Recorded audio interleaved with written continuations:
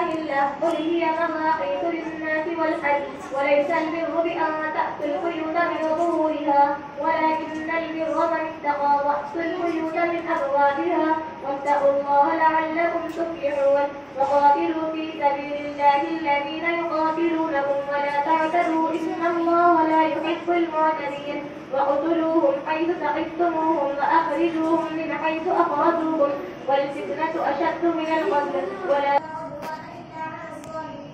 الشهر الحرام بالشهر الحرام والحرمات قصاص فمن اعتدى عليكم فاعتدوا عليه بمثل ما اعتدى عليكم واتقوا الله واعلموا أن الله مع المتقين وأنفقوا في سبيل الله ولا تلقوا بأيديكم إلى التهلكة وأحسنوا إن الله يحب المحسنين وأتموا الحج والعمرة لله فإن أحسنتم فما استيسر من الهدي